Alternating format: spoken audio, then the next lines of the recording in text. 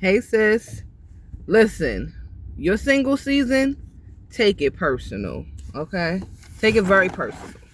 You're single for a reason, and I know you don't want to hear that, but we have some work to do. It's called personal development. And yes, I want you to take it personal. I want you to really, really listen. This single season has been a blessing to me. I'm going to say that because before I was working, totally off of it's them, it's not me, right? It's them, it's not me. It can't possibly be me, right? I've been the best kind of woman I could be in my relationships. But guess what? I needed to grow. I needed to learn things about myself that I didn't know. I needed to know things such as like attachment styles. And I know we don't get into like the psychology behind things a lot, but childhood trauma, the fact that my father wasn't consistent in my life made me the type of adult that was looking for a man to complete me or validate me, and the potholes in this city is crazy. Okay, let me tell you something. 3 tires in a month is crazy work, but that's my life anyway. So it made me the type of person, from my teenage years up to from the time that I even started liking boys, right? That it made me, prioritize being in a relationship, because that made me feel like I was, valid. It made me feel like I was, somebody, and it took all up to my this round of singleness, because another thing we do is we don't sit in our singleness long enough. We're always looking for the next person to attach ourselves to. Yes, I said that. The next person to attach ourselves with.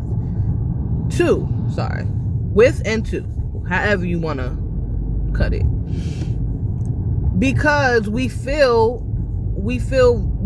a sense of being when we're with someone, And listen, that is how the woman was created. She was wired to be with man. Man was wired to be with women. It is natural chemistry. I get it. But sis, you need to take some time out for yourself. You can't keep jumping in and out of relationships and then,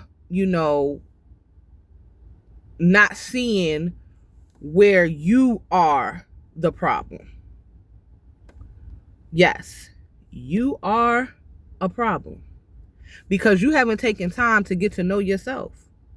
If you've been in and out of relationships since your teens, having children, taking care of this, taking care of that, when have you had time to sit and get to know yourself? You need to know you. You need to know the things that hurt you, the things that you even need from a man, right? So we're not just talking about how much we can do, how much we can perform for somebody to show them that we are the wife type, we do deserve to be loved, but who are you attracting and why? Why are you attracting the kind of people that is not feeding what you need? Do you even know what you need? These are all things that you have to sit with and figure out in your singleness. Because on them lonely nights, you need to figure out, like, why do I feel uncomfortable being by myself? And look, this crazy person. We all going the same way. It's traffic. He wants speed pass so he can beat everybody. But we in one lane of traffic. So you going to literally speed up to merge in to go slow with the rest of us. But anyway. So,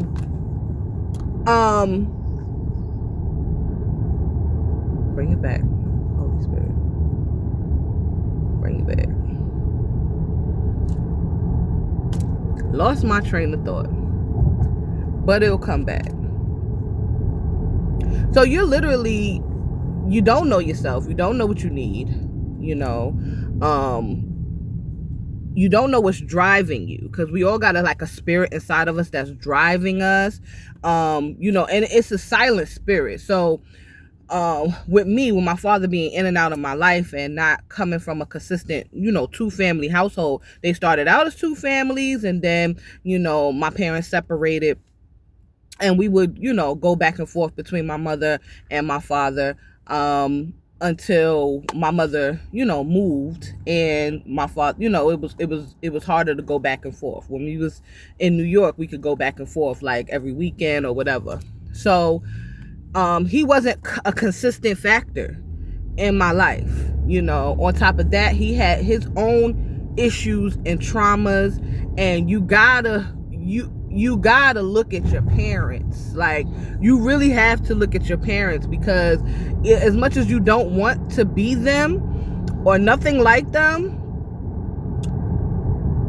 you're them, sis, until you make the effort to do the work and change. Okay? Both of my parents trauma. You know what I'm saying? Like, both of them had trauma. So they together, right? And the relationship is toxic. I never seen my father hit my mother or anything like that. So not, you know, I didn't come from an abusive household, but there was things that were emotional towards me, you know, because they were going through their things that I felt certain ways, and I didn't even think about that until I started studying attachment styles. And it brought me back to, you know, yeah, you know, some of those arguments and things like that did make me feel, you know, left out. It made me feel abandoned. You know, my mother had to go from, you know, two incomes to one. So very quickly, single parent, she went into overdrive. She didn't really have a lot of time for me. You know, my father, he was out doing whatever he was doing. He didn't really have a lot of time for me. So that abandonment, that me wanting to be attached to someone, stems from me wanting that kind of attachment when I was a child. Like, who knew, right? But this is the things that you have to think of, you know. It's up to you whether you want to go to therapy and work that out, if you want to pray and work that out, if you want to get yourself a life coach or whatever to work through some things. Listen, do that. Invest in yourself because it's going to make you a better person when you understand yourself and understand why you need the things that you need, right? It also helps you to be more vulnerable, you know, with your feelings. Now, I'm not talking about, you know, going out and just bleeding all over men and of what what you've been through and what you're going through, but it helps you to be more vulnerable with yourself, patient with yourself, gentle with yourself. You know, you need that. You need to cultivate that for yourself. You know, that gentleness, that kindness, to get to love you, sis. Because listen, another man could come and do the same exact thing the last man did, because you didn't change. You're still attracting the same spirit because you didn't make an effort to change your own spirit. And that's the bottom line. You know, that's what we have to make it personal. We have to take time out to say, okay, I'm going to work through whatever I need to work through so that I could become a better person, so that I can attract better people. It's your pool, it's your thinking, you know, it's your mindset. It could be the people you hanging out with, the places you go. You know, sometimes people are afraid to do things themselves. They have to have a crowd. Sis, don't be afraid to go to that nice restaurant by yourself and have dinner. If you got it, if you can afford it, right? You don't have to wait for anyone else. And you don't have to, you know, do things just because it's in other people's price range and not your own. Do things yourself. I'm telling you, it's a lot of power in a self date, okay? And it's fun. and you get to people watch. I don't know about y'all, but I love to people watch. I people watch all the time. And when you're looking at couples, you could tell when people are not happy. And I don't know about you, but I don't want that for my life, right? I don't want to be in another relationship where I am miserable because I didn't do the work. I need to spot early on if me and that person are going to be compatible, right? And you know it from the beginning. We can't keep saying, oh, he tricked me, oh, he deceived me. You got to have discernment. You got to know what questions to ask. You got to know what to look for. And you got to listen, go by how you feel, not that fantasy feeling that you create. That fantasy, love feeling. No, your real feelings. Does this person make you feel secure? Do they make you feel, do they make you feel good? Or are they saying things that are rubbing you the wrong way? Are they doing things that are just rubbing you the wrong way? Early on, sis, if these things are happening, if they're not making their presence intentional in your life, and I'm not talking about love bombing, and this is another thing about personal development. We have to do our own studies, sis. There is so much knowledge out here. We got to do our own studies. Like, what does a narcissist look like? I'm not talking about love bombing and trying to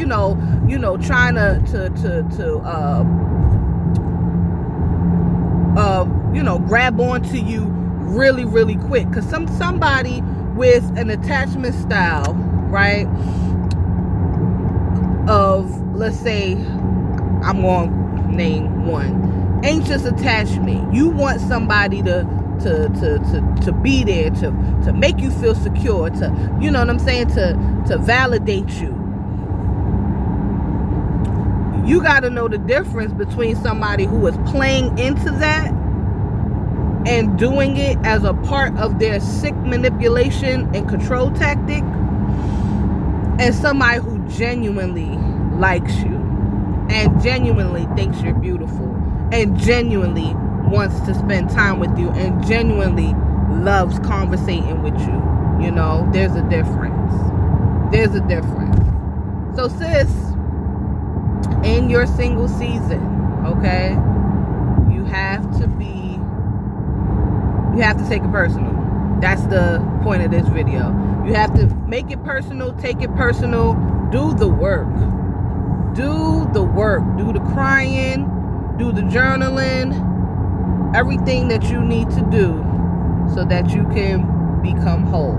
The praying, the fasting, everything you need to do so you can become whole, sis. Because toxic relationships is whack. We ain't doing that in 2026 and beyond, okay? We're not feeding that, and we don't want to put that type of vibe and energy into the world. We want to show healthy black relationships. And sis, it starts with you and knowing how to choose. So I love y'all. Happy healing. Sister Kadasha. See you soon. Shalom.